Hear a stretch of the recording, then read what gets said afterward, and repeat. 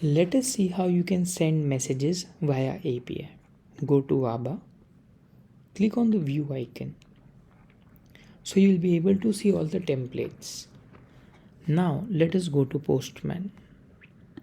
The request type will be post and we'll be sending a test template message. So the destination URL will be domain/v1/messages. Let us paste it here. Now from where will you get the domain variable?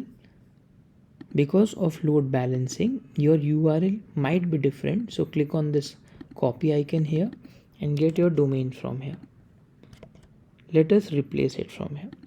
So in the end, it is v1/messages additional to the domain. Next, in the header, we have API key. So let us go to header, add API key. You can get your API key from here. The body type will be raw and JSON. Now Meta has a different JSON payload for each template depending upon the variables. Let us test with 1 or 2 variables. So in this case, there is no variable at all in the template message. You can click on this inverted bracket, curly brackets icon. You will get the JSON for this particular template and you can paste that payload here. Replace the receiver with the WhatsApp number and send the message. Now whenever you send a message, as this message did not have any variable at all, so you didn't add anything in the components, and whenever you send a message, you'll get a message ID. You can store this message ID in your database so that you can record the sent, delivered, failed timestamp using this message ID. Meta sends that data in a webhook, which you can set here of your own server. Now let us set a webhook and then send a template message with some variables and some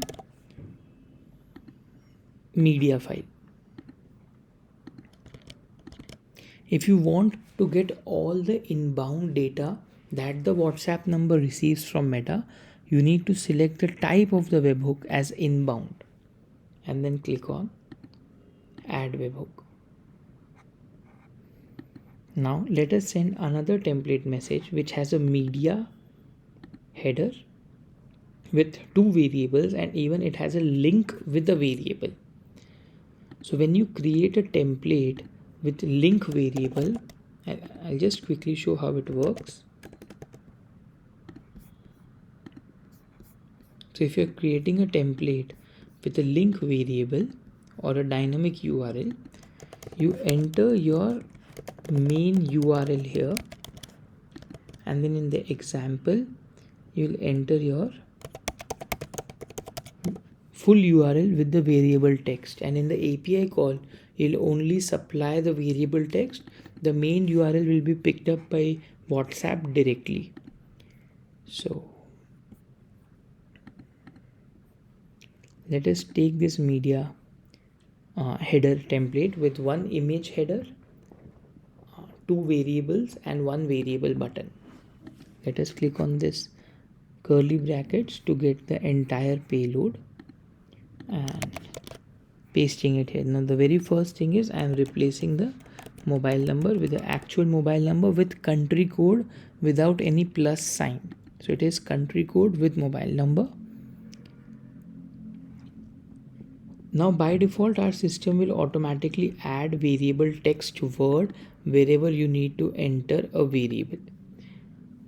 Now this particular template has an image header. Let us not change anything in the template and trigger a test call. Now you will see that it is saying the image link is not a valid URL. So you need to enter a direct media URL here. So for test purposes, I'll simply take this. and add here. Now in the body there are two variables.